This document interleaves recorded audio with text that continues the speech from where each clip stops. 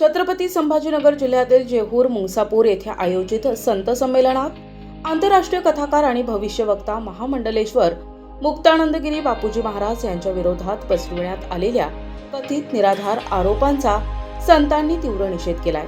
विविध भागातून आलेल्या साधू संतांनी एकमुखानं सर्व आरोप फेटाळून लावत बापूजी महाराजांना ठाम पाठिंबा दर्शवलाय।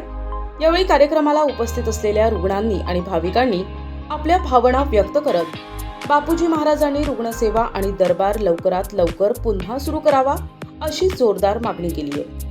आम्हाला कॅन्सर सारख्या आजारांसाठी आवश्यक औषधांची अत्यंत गरज आहे।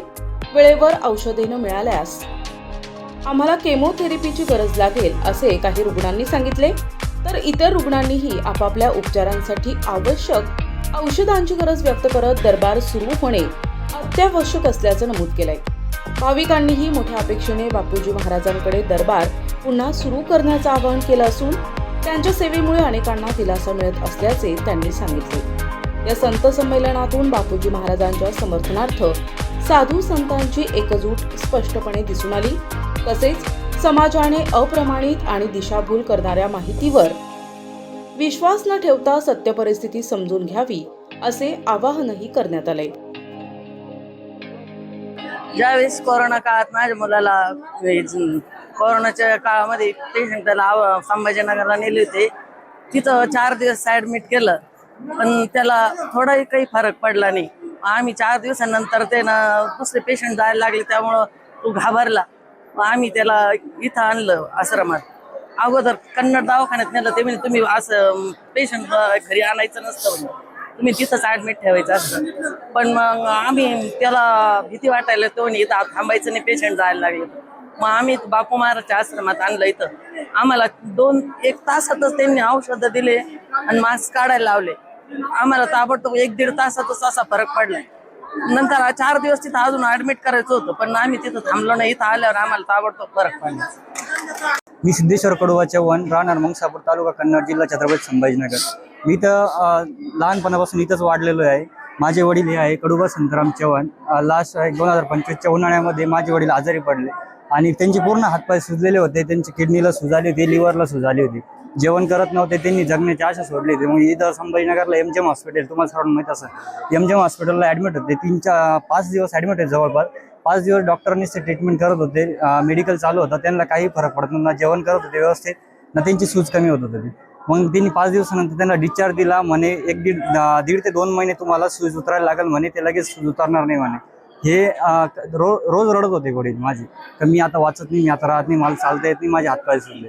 मग तिथून घरी आलो, नंतर आश्रमात बापूंना सांगितलं असं आहे, ते म्हणे नंबर लावून घ्या, औषध आम्ही पहिलेही घेतलेले, मलाही फरक पडलेला होता। वडिलांना तेव्हा आम्ही पूर्ण घाबरून गेलो होतो, म्हटलं आता काही खरं नाही।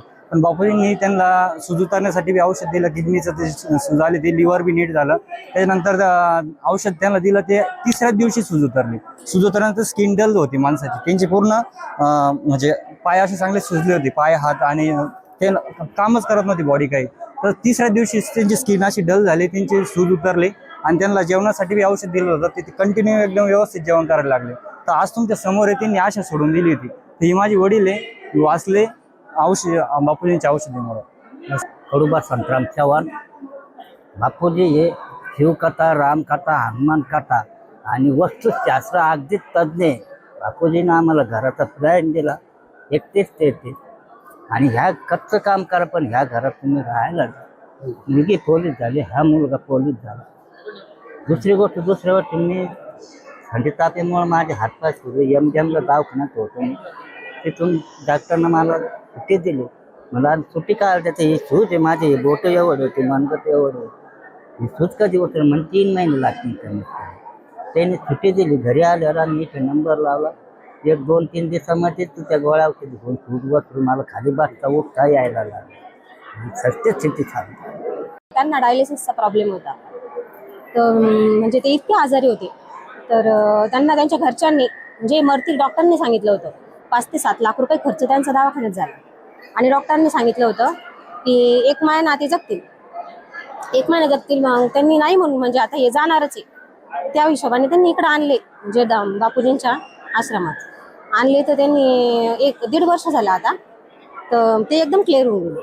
1.5 वर्ष झाले त्याचा काहीच प्रॉब्लेम नाही, सगळं क्लिअर झालेलं आहे त्यांचं. तर ते असे म्हणतात की बापूजीच्या स्वरूपात आम्हाला देवच भेटले. माझं नाव चित्रा पवार आहे. माझे वडील त्यांना लिव्हरचा प्रॉब्लेम होता. डॉक्टरांनी सांगितलं होतं की त्यांचं वय झालं, त्यांचं वय 75 वर्ष होतं. त्याच्यामुळे आम्ही खूप डॉक्टरांना दाखवते, त्यांचं वय झाल्यामुळे त्यांना आता काहीच काम करू शकत नाही. म्हणजे त्यांचं रक्त कमी होतं, पोट पूर्ण फुगलेलं होतं. मग आम्ही भरपूर पैसे द्यायला तयार होतो, डॉक्टर म्हणले आम्ही काहीच करू शकत नाही. येडगेवारला पण दाखवलं होतं. मग त्यांना आम्ही बापूजीकडे आणलं. बापूजीचं औषध घेतल्यानंतर आता 1 महिना झाला समजा, पण त्यांना औषध घेतल्यानंतर 4-5 दिवसात त्यांचं पोट पूर्ण वसरलं. आणि नंतर 15 दिवसांनी त्यांचीवाले परत चेकअप केलं. त्याच्यामुळे डॉक्टरचे पूर्ण रिपोर्ट नॉर्मल आहे त्यांचेवाले. डॉक्टरने सांगितलं की त्यांचं आता ते लिव्हर आहे ते पूर्ण काम करायला लागले. म्हणजे पहिले सांगितलं पूर्ण डॅमेज आहे, पूर्ण शिमिटावून पॅक झालेलं आहे म्हणते. आणि मग नंतर 15 दिवसांनी चेकिंग केलं बापूजी औषधानंतर ते पूर्ण काम करायला लागलं. लगे त्यांचं पूर्ण पोट वसरले, किडनी पण बारीक झाली होती, पण ते झालं. मग रक्त त्यांचं कमी झालं. रक्त पण त्यांना समजा 7 पॉईंट होतं तर 8 पॉईंट वाढलं. डॉक्टर म्हणले त्यांचं रक्तच वाढणार, त्यांचं वय कमी झालं. त्याच्यामुळे डॉक्टरच्या औषधानं त्यांचं बापूच्या औषधानं 1 पॉईंट रक्त त्यांचं वाढलं. आता ते एकदम व्यवस्थित आहे 1 महिन्याचं औषध.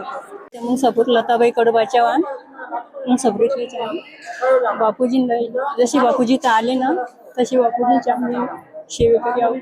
आणि बापूजींचं काय सांगावं, इतकं थोडे. बापूजी आमच्यासाठी परमेश्वर आहे, आमच्यासाठीच नाही जगासाठी पण बापूजी परमेश्वर आहे. बापूजी आले सुरुवातीला बांबूच्या झुरपडात राहत होते.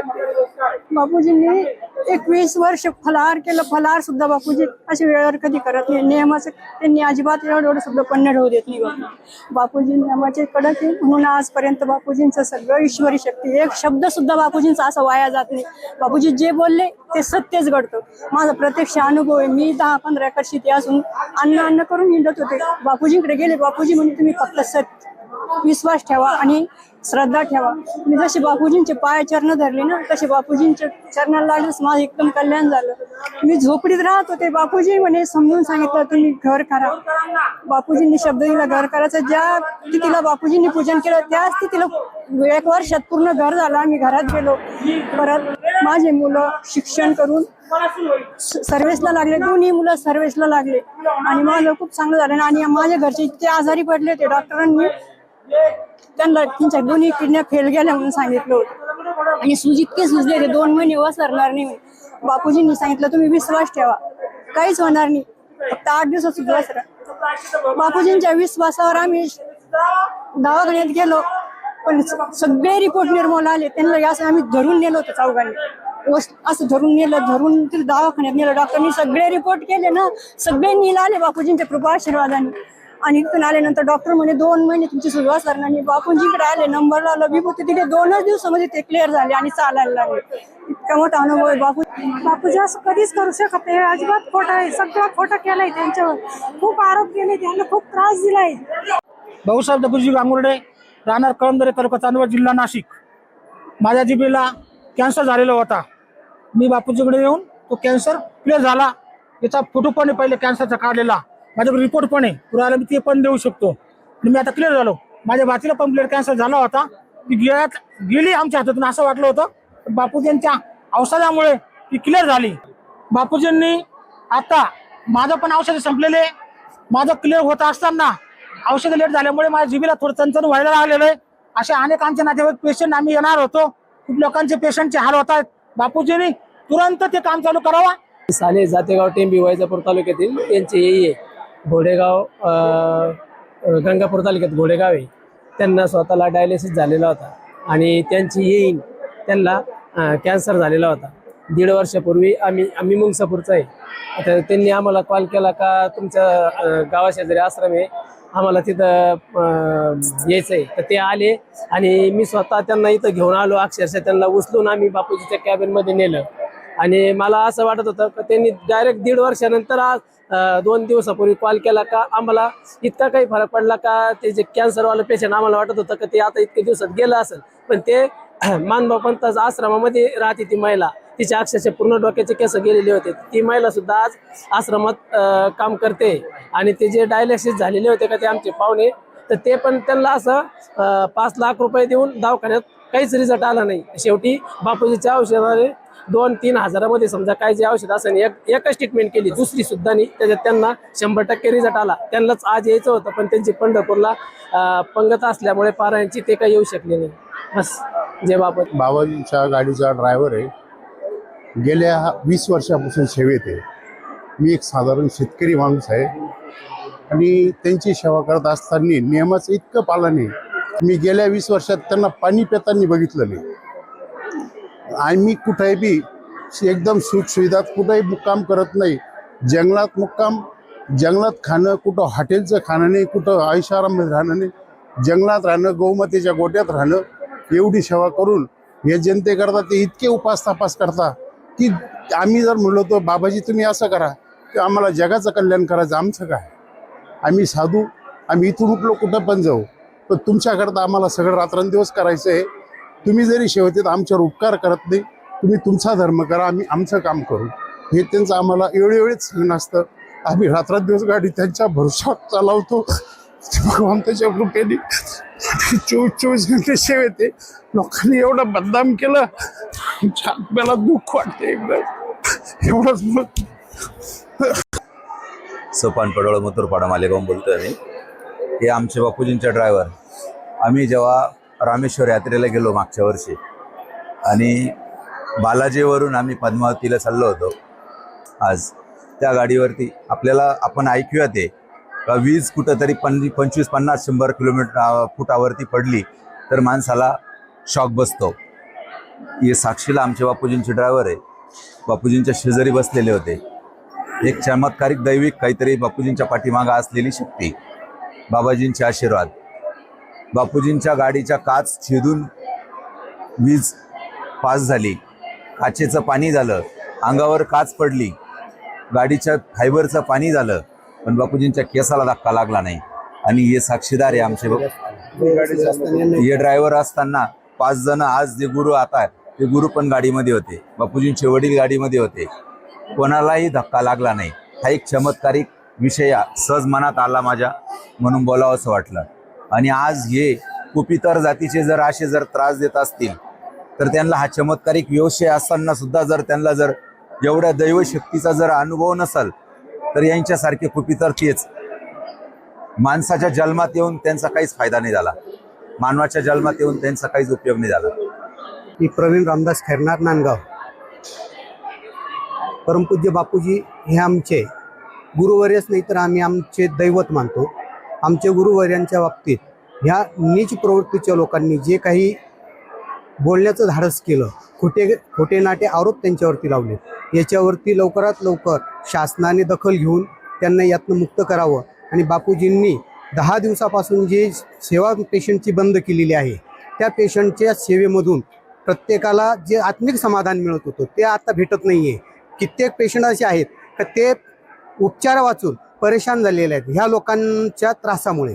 तर बापूजींना आणि प्रशासनाला मी एकच प्रार्थना करेन की यांनी सर्वांनी बापूजींना सहकार्य करून आणि बापूजींच्या सोबत राहून लवकरात लवकर पेशंटसाठी सेवा देण्याचा प्रयत्न करावं, एवढीच विनंती करतो. जय गोमाता, जय गोमाता, जय गोमाता. गोडऱ्याची आहे, जबू गोटूराम चव्हाण.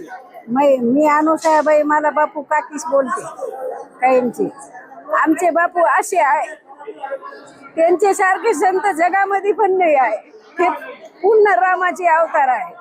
जे वेळेस आमचे बापू पिनाकेश्वरवर राहत होते ते वेळेस माझं ट्रॅक्टर गाडी बापूच्या ताब्यामध्ये होती. बापू जे वेळेस पिनाकेश्वरवर जायचे ते वेळेस त्यांचा फोकस डोंगरावर बघत होते. मी ते जेव्हा आश्रमामध्ये जायचे तेव्हा मी घरामध्ये जायची. आमचे बापू सरमदार मध्ये विहीर खणली, ते विहिरीमध्ये माझा ट्रॅक्टर उतरला, माझा मोठा मुलगा, पण बापूची धावा केली मी जनार्दन बाबाजी तिथून काठावर ट्रॅक्टर उभा राहिला. तिथून बापूला आम्ही बेरवाडीवरून गेले, बेरवाडीवरून बापूला जुनपाणीला आणले, जुनपाणीवरून बापूला इडे आणले आम्ही. आणि आमचे बापूवर जर उंगली जर उठवले ना, मी जिवंत पण नाही राहणार आता. असे बापूजी आहे ते त्यांच्यासारखे संत जगामध्ये नाही आहे. मी स्वतः कृष्ण भगवंताचा अवतार मानेला आहे बापूला. आणि माझा संपूर्ण परिवार संपूर्ण बापूची सेवामध्ये आहे. माझे मुलं कोणी डॉक्टर आहे, कोणी इंजिनियर आहे, सगळे मुलं माझे नोकरीला आहे माझे बापूच्या आशीर्वादाने. आणि माझे बापूच्या इतकी कीर्ती आहे जगामध्ये. ते लय दुःखाचे दिवस काढून संत आम्ही प्रार्थना करायचे जनार्दन स्वामीला, तो भगवंता माझे बापूला जगामध्ये प्रसिद्ध कर. त्यांचे तपानुसार ते प्रसिद्ध झाले आणि त्यांच्यावर असे उंगली अत्याचार करते. आपण सनातन धर्म आहे, हिंदू आहे, हिंदू सारखेच राहायचे, हिंदू सारखेच संतांची सेवा करायची. बापू काय बोलले, आमच्यावर असे अत्याचार जर झाले तर आम्ही हिमालयामध्ये निघून जाऊ. हिमालयामध्ये बापू निघून जर गेले तर आपलं जीवन काय कामाचे भक्तांचे, काय कामाचे भक्त आपण. माझं नाव मंदा विलास खैरनार, जहूर. आमच्या घरच्यांना अटॅक आला होता. डॉक्टरांनी सांगितलं होतं तुम्हाला कायम गोळी घ्यावा लागेल. आम्ही बापूजींकडे आलो. आम्हाला तिसऱ्याच दिवशी गोळी बंद केली. झाले 4 वर्ष गोळी नाही, काही नाही. आणि 2 कॅन्सरचे पेशंट होते, माझी वहिनी आणि माझी विनबाई. तर त्या दोघींना पण बापूजी त्या खात नव्हत्या, काही नव्हत्या. त्या बापूजीच्या उपचाराने त्या दोघी पण 3-3 वर्ष पूर्णपणे बऱ्या झाल्या. पुष्पाबाईंना शेजवळ, मी कुसमाडीचे राहणारे. माझ्या छातीला गाठ आलेली होती. माझे 5 वेळेस ऑपरेशन झालेलं होतं. नंतर मी बापूजींकडे नंबर लावून आले तर त्यांच्या औषधांनी माझं ते गाठ बंद झाली. मी मथुरपाड्याची. मला इथं माझं लग्न झालं आता 5 महिने झाले. मला इथं दिलंय. मी 1 वर्ष झाला. मला 3 महिने उलटी चालू होती. मला काहीच पचत नव्हतं. चहा पण नाही, काहीच नाही. डायरेक्ट पाणी सुद्धा पचत नव्हतं. मला घरी काढून दिलं होतं दवाखान्यातून. इथं आल्यावर एका विभूतीवर मी नीट झाली. माझ्या मम्मीला 3 पॉईंट रक्त होतं. महिन्यात 6 पॉईंट झालेले. पूर्ण बरं वाटतंय. तेव्हापासून मला उलटी पण नाही, काहीच नाही. आज 1.5 वर्ष झाले मला उलटीचा प्रकार म्हणजे माहितीच नाही डायरेक्ट. नाव शिकाला बाबासाहेब बेरो, मी राहणार आडगाव, तालुका कन्नड, जिल्हा छत्रपती संभाजीनगर. माझं गर्भपिशवीचं ऑपरेशन झाल्यापासून मला थोडं जरी चाललं तर इतका दम लागायचा, जीव घाबरट व्हायची माझी. पण इथं यायला लागल्यापासून माझी घाबरट गेली कुणीकडं. माझं कंबर दुखणं गेलं आणि गुडघे गेले. परत मी माझे नातेवाईक बोलवले, भुसावळचे आसन, मुंबईवरून आसन, संभाजीनगरवरून आसन, त्यांना सगळ्यांना बोलवलं. म्हणजे ते पेशंट म्हणूनच आले. पण ते जेव्हा आले तर त्यांचा मला असा रिप्लाय आला का असं म्हणजे दवाखान्यापेक्षा आम्हाला इथं कमी खर्च लागला आणि आराम बी तितकाच पडला. मग मी त्यांच्या याच्यात मी पण आनंदी झाले. माझ्या स्वतःच्या जीवासाठी पण मी आनंदीच आहे. तर इथं सर्वांना आरामच पडतो. आणि दुसरी गोष्ट, आज मुंबईहून माझं एक नातेवाईक आलं होतं. त्यांनी बापूजींना विचारलं तुम्ही काय व्यवसाय करते. त्यांनी सांगितलं आम्ही धुण्या भांड्याचं काम करतो.